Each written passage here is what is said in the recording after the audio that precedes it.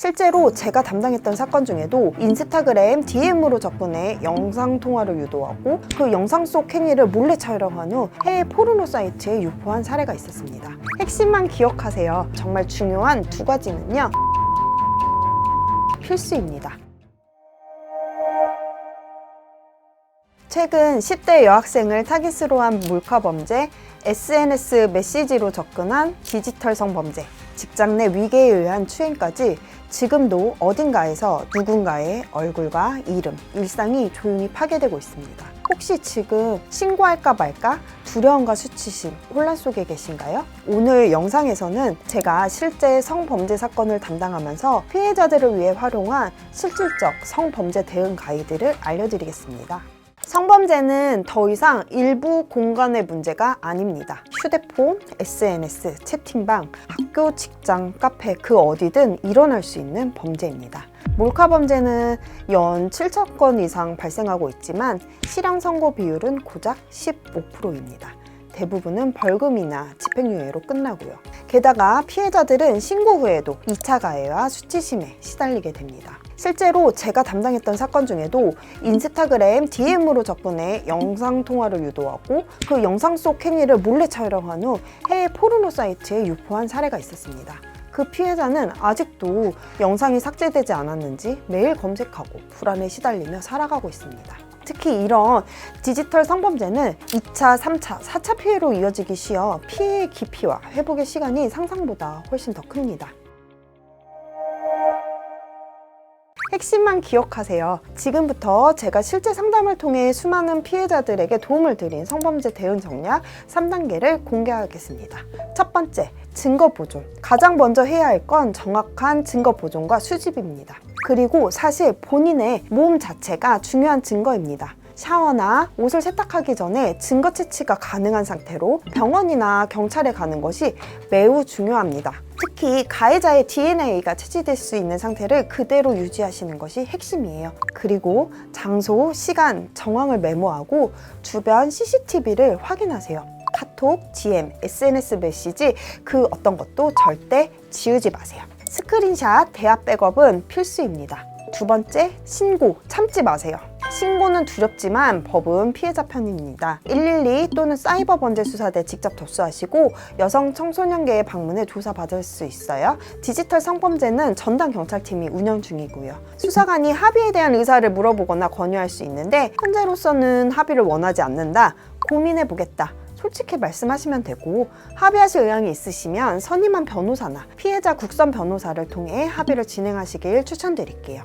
범행 직후 바로 신고를 하지 못하셨다면 간단히 변호사 상담을 받는 것이 좋습니다. 피해 사실이 정리되지 않은 상태에서는 사후적으로 수사기관도 수사를 해주기 어렵거든요. 세 번째, 피해자 지원기관, 피해자 전담 변호사의 도움받기. 생각보다 성범죄 피해에 도움을 받을 수 있는 기관들이 많아요. 디지털 성범죄 피해자 지원센터, 여성가족부, 한국여성인권진흥원, 서울시 디지털 성범죄 안심지원센터. 절대 혼자가 아니에요. 진행했던 사건 중에 서울 수도권 4년제 대학생이 수백 명의 여성 피해자를 불법 촬영한 사건이 있었어요. 이 사람은 6개월 동안 특정 피해자를 미행하며 몰래 사진을 찍었고 휴대폰에는 수십만 장의 사진이 남아 있었습니다. 문제는 이 가해자가 처음엔 죄의식조차 없었다는 점이에요. 오히려 합의 의사가 있던 피해자에게 합의를 안 하겠다면서 고압적으로 나왔고 결국 1심에서 실형을 선고받고 수감됐지만 보석으로 풀려나자마자 또 다른 범죄를 저질렀습니다. 이 사건으로 알 수 있는 정말 중요한 두 가지는요, 성범죄 대응은 초기에 얼마나 단호하게 대처하느냐, 그리고 어떤 변호사를 선택하느냐에 따라서 결과가 완전히 달라진다는 거죠.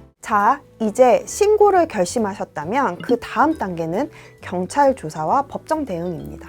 많은 분들이 2단계에서 더 큰 두려움을 느끼시는데요. 제가 알려드리는 핵심 내용만 듣고 준비하셔도 훨씬 마음 편하게 단단히 대응할 수 있습니다. 첫째, 경찰 조사에서 가장 중요한 건 처음부터 사실대로 차분히 진술하는 것입니다. 사건과 관련된 기억은 시간이 지나면서 더 선명해지기보다는 흐릿해지고 왜곡될 수 있습니다. 추상적 기억이 갑자기 구체화되는 경우는 조사기관에서도 신빙성이 떨어진다고 보는 경우가 많아요. 그래서 처음 진술할 때 정말 힘드시겠지만 사실과 시간 흐름 중심으로 차분히 진술하시는 게 정말 중요합니다. 둘째, 기억이 바뀌거나 중간에 떠오른 게 있다면 절대 억지로 꾸미려고 하시거나 허위로 진술하시면 안 돼요. 특히 약물, 음주 상황, 블랙아웃 상태에서 발생한 성범죄는 기억에 공백이 생기기도 해요. 블랙아웃 상태에서 성범죄 피해를 주장했던 사례 중에 한 피해자가 이성 친구와 술을 마시다 기억이 끊긴 채 성관계를 하고 그 상황에서 정신이 들었어요. 고소를 진행하는 중에 CCTV를 열람했는데 진짜 너무 충격을 받으셨던 거예요. 직접 고소를 취하신 경우도 있었습니다. 세 번째, 재판에 증인으로 나가야 된다면 사건을 시간 순서대로 차분히 판사님께 이야기한다는 마음으로 임하세요. 법정에 나가서 진술해야 하는 경우가 생각보다 많아요. 혹시 피고인 측 변호인이 무례한 질문을 하면 진술하지 않겠습니다 라고 하셔도 됩니다. 또 하나, 요즘 법원은 성범죄 피해자 보호 절차를 잘 갖추고 있어요. 가해자와 마주치지 않는 출입 동선, 그리고 화상 증언 시스템, 가림막 설치, 또 신뢰관계에 있는 사람을 동석할 수 있고 증인 출석 요구서에 안내되어 있으니까 내가 받을 수 있는 모든 혜택 놓치지 마세요. 성범죄 피해를 당한 게 절대 본인이 잘못해서가 아니에요. 성범죄는 낮은 범죄부터 시작해서 수위가 점점 높아지고 범행 횟수도 점점 증가하는 경향이 있어서 경미한 성범죄라도 귀찮고 부끄럽더라도 범죄자의 처벌을 위해 꼭 신고나 고소를 해서 피해자로서의 권리를 당당하게 행사하셔야 합니다. 혹시 지금 상담이 필요하시다면 익명 댓글이나 이메일로 연락주세요. 최선을 다해 답변 드리겠습니다. 당신의 친구나 가족에게 필요한 정보라면 꼭 공유해주세요. 감사합니다. 김율 변호사였습니다.